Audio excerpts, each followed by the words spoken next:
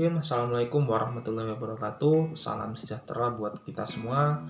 Dan alhamdulillah pada kesempatan kali ini kita dapat mengulas kembali mengenai materi supervisi pendidikan yang pada kesempatan kali ini kami kelompok 4 akan mengulas terutamanya di bidang tahap-tahapan ataupun prosedur dalam supervisi pendidikan.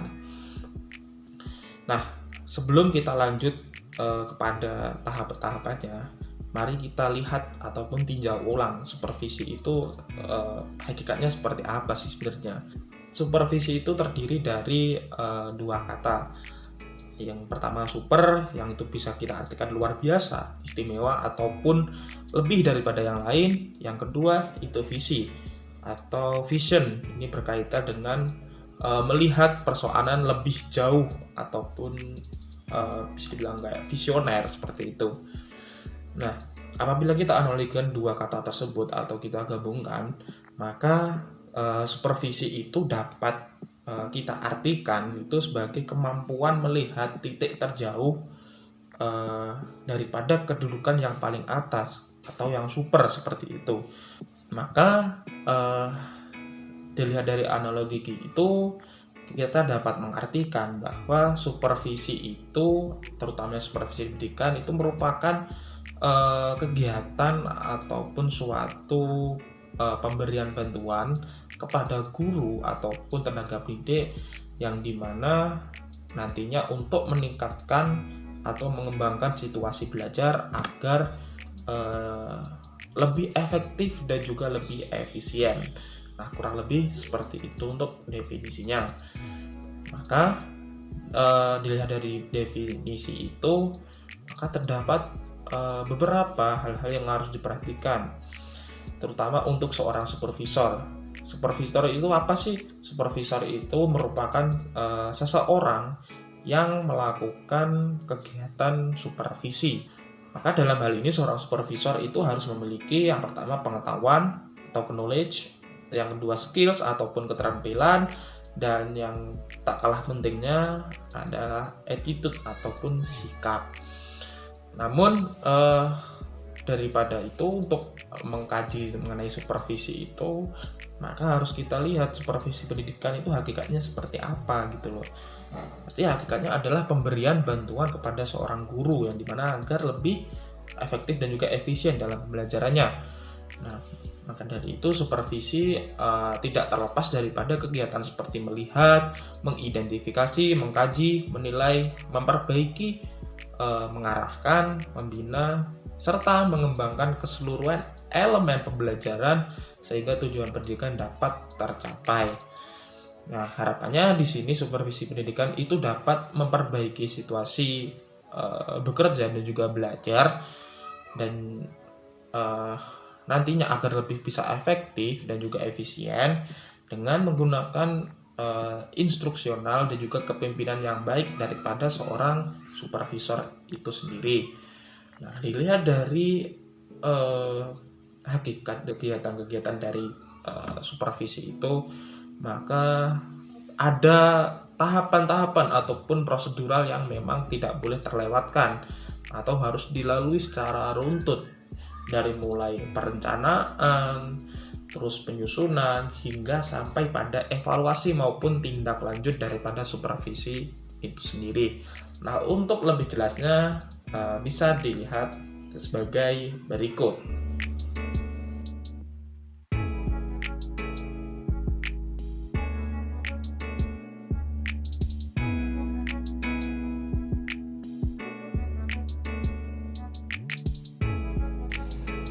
Perencanaan supervisi pendidikan.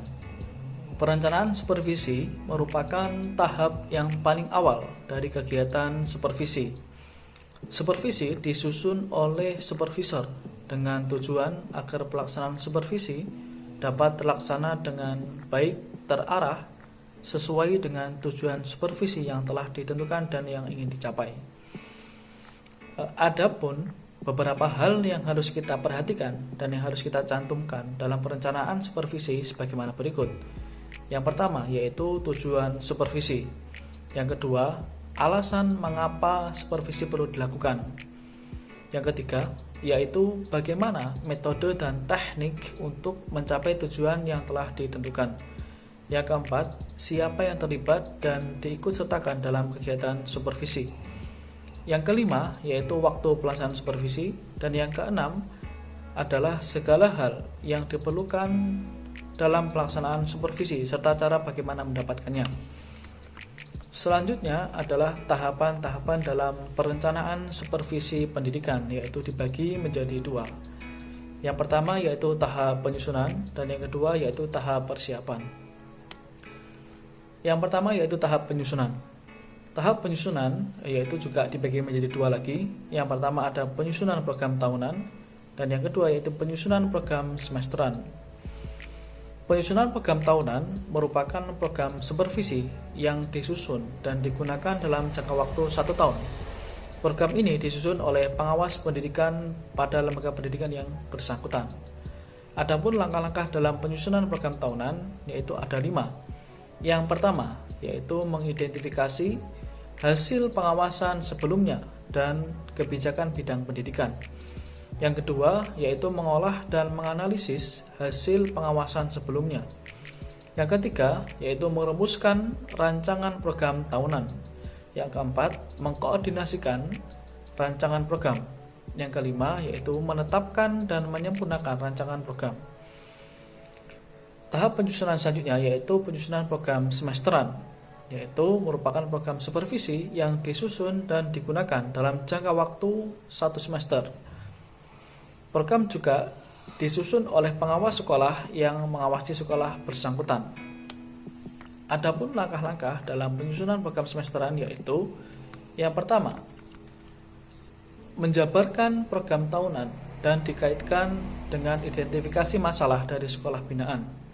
Yang kedua, mengolah dan menganalisis hasil identifikasi yang dikaitkan dengan hasil penjabaran program tahunan.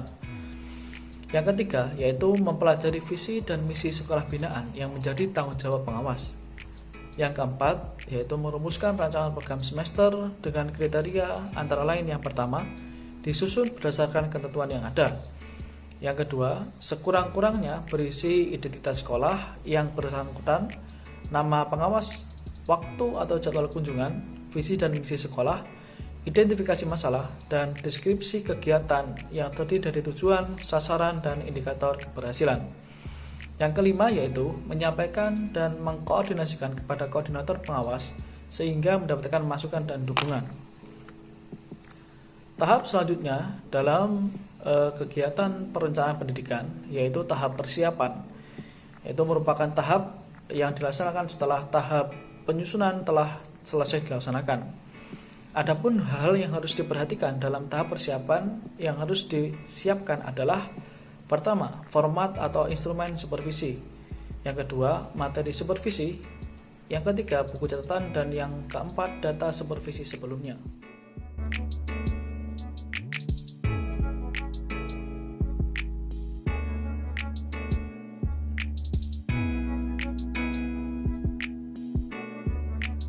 Yang selanjutnya yaitu pelaksanaan program pengawasan. Pelaksanaan program pengawasan ini merupakan sebuah kegiatan yang wajib dilakukan oleh pengawas sekolah berdasarkan program yang telah disusun dan dilakukan sebelumnya. Adapun program pelaksanaan pengawasan ini meliputi 3 hal. Yang pertama, pembinaan terhadap guru dan kepala sekolah. Yang kedua, memantau penilaian 8 standar nasional pendidikan. Yang ketiga yaitu penilaian kinerja terhadap guru dan kepala sekolah.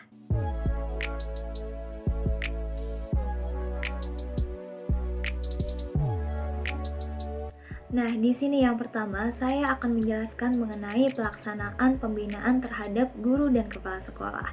Nah, dalam pelaksanaan pembinaan ini ada 2 materi yang harus dicermati atau dilakukan pemfokusan. Yang pertama, materi mengenai pembinaan terhadap guru yaitu meliputi pedagogi, profesional, serta kepribadian dan sosial. Sedangkan materi terhadap kepala sekolah yaitu mengenai kepemimpinan, pengelolaan sekolah, pengembangan sekolah, supervisi pendidikan, dan manajemen sumber daya manusianya. ada 8 langkah dalam pelaksanaan pembinaan guru dan kepala sekolah ini. Yang pertama yaitu mencermati program pembinaan guru dan kepala sekolah seperti RPA dan RPM. Yang kedua yaitu melakukan penjadwalan pelaksanaan kegiatan yang telah disesuaikan dengan kebutuhannya. Yang ketiga yaitu melakukan pembuatan surat dinas pengawasan yang dilakukan oleh Dinas Pendidikan. Yang keempat yaitu membuat instrumen dari pelaksanaan pembinaan guru dan kepala sekolah. Yang kelima, membuat daftar hadir.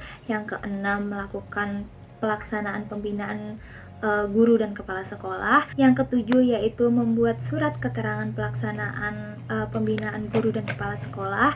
Yang kedelapan yaitu membuat laporan hasil dari pelaksanaan pembinaan guru dan kepala sekolah. Nah, ini merupakan contoh tabel hasil laporan pelaksanaan pembinaan guru dan kepala sekolah.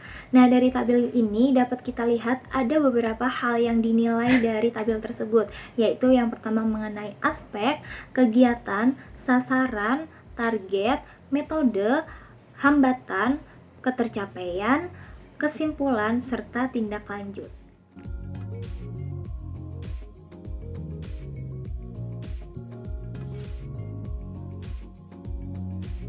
Pelaksanaan program penguasaan nomor 2 yaitu memantau pelaksanaan 8 standar nasional pendidikan. Materi di dalam pemantauan 8 standar nasional pendidikan ada 8, meliputi standar isi, standar proses, standar kompetensi kelulusan, standar pendidik dan tenaga kependidikan, standar sarana dan prasarana, standar pengelolaan, standar pembiayaan, dan standar penilaian pendidikan. Yang kedua, langkah-langkah dalam pelaksanaan pemantauan 8 standar nasional pendidikan. Langkah-langkahnya ada 9. Yang pertama, menyiapkan program dengan cermat pemantauan pelaksanaan 8 standar nasional pendidikan. Yang kedua, membuat jadwal pelaksanaan mengenai pemantauan pelaksanaan 8 standar nasional pendidikan.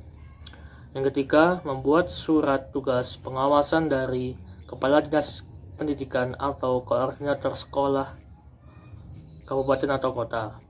Yang keempat, menyiapkan instrumen pemantauan pelaksanaan 8 standar nasional pendidikan.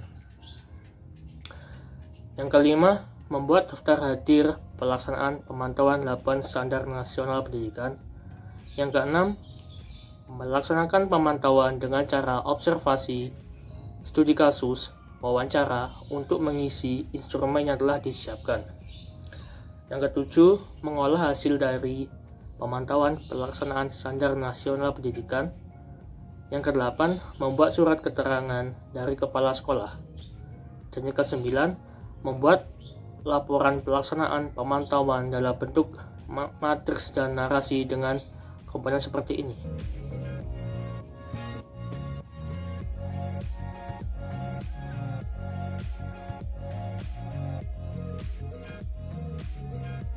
Melaksanakan penilaian kinerja guru dan kepala sekolah. Dalam kegiatan penilaian kinerja guru dan kepala sekolah ada beberapa hal yang harus kita perhatikan, yaitu A. Materi penilaian kinerja guru. Materi penilaian kinerja guru meliputi kompetensi pedagogik dan profesional, yaitu merencanakan pembelajaran, melaksanakan pembelajaran, dan melaksanakan penilaian hasil pembelajaran. B. Materi penilaian kinerja kepala sekolah. Materi penilaian kinerja kepala sekolah meliputi kompetensi kepribadian dan sosial, kepemimpinan pembelajaran, pengembangan sekolah, manajemen sumber daya, kewirausahaan, dan supervisi pembelajaran. C. Langkah-langkah pelaksanaan penilaian kinerja guru dan kepala sekolah. Adapun langkah-langkah dalam penilaian kinerja guru dan kepala sekolah diantaranya ialah A. Cermati dan siapkan program pelaksanaan penilaian kinerja guru dan kepala sekolah. B. Buatlah jadwal pelaksanaan penilaian kinerja guru dan kepala sekolah.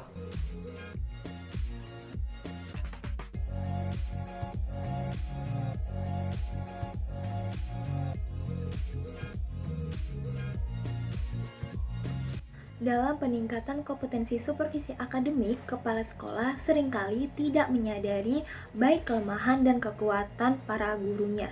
Hal ini dikarenakan kepala sekolah tidak melakukan evaluasi terhadap hasil yang telah dilakukan supervisi akademik. Selain itu juga, instrumen supervisi akademik hanya dilakukan penjilitan dokumen sehingga kurang optimal dalam pemanfaatannya. Selain itu juga, instrumen supervisi akademik yang dilakukan penjilitan itu merupakan sebuah proses supervisi akademik yang kurang tepat. Evaluasi dan tindak lanjut supervisi akademik dilakukan dengan tujuan untuk mengetahui komponen apa saja yang masih perlu untuk dilakukan perbaikan atau penguatan. Biasanya dilakukan dengan menganalisis hasil dari supervisi akademik dengan tujuan untuk mengetahui kondisi sekolah baik secara kualitatif maupun secara kuantitatif. Jadi setelah supervisi dilakukan, kepala sekolah memperoleh hasilnya, maka kepala sekolah melakukan evaluasi hasil supervisi akademik dan melakukan tindak lanjut supervisi akademik. Evaluasi supervisi akademik dilakukan dengan cara mengklasifikasi hasil analisis supervisi akademik. Salah satu tujuan dari evaluasi hasil supervisi akademik adalah untuk menggambarkan kondisi guru di sekolah, baik secara kualitatif maupun kuantitatif. Setelah melakukan evaluasi hasil supervisi akademik, kepala sekolah menyusun dan melaksanakan program tindak lanjut supervisi akademik. Supervisor pendidikan memiliki tugas dan tanggung jawab dalam menjamin mutu pendidikan melalui perencanaan program-program supervisi pendidikan yang sesuai dengan tujuan yang diharapkan. Untuk mengoptimalkan segala sesuatu yang berhubungan dengan supervisi agar tujuan yang diharapkan tercapai, maka diperlukan suatu perencanaan yang matang karena perencanaan merupakan dasar dari tercapainya suatu tujuan. Oleh karena itu, perencanaan supervisi pendidikan harus dilakukan dengan berbagai tahapan, yang mana tahapan-tahapan tersebut harus melibatkan seluruh komponen dalam pendidikan agar dalam melaksanakan suatu program supervisi yang telah direncanakan dapat berjalan dengan baik dan sesuai dengan harapan. Setelah dilaksanakannya suatu program yang telah direncanakan, maka perlu adanya evaluasi, di mana evaluasi ini bertujuan untuk mengetahui hasil dan proses yang terlaksana, apakah berjalan dengan baik atau mungkin masih terdapat beberapa kendala. Setelah dilakukan sebuah evaluasi, maka perlu dilakukan tindak lanjut terhadap evaluasi, di mana tindak lanjut ini juga tidak terlepas dari adanya peran kepala sekolah sebagai seorang supervisor pendidikan. Sekian sedikit ulasan dari kami. Terima kasih atas perhatiannya. Kurang lebihnya mohon maaf. Wassalamualaikum warahmatullahi wabarakatuh.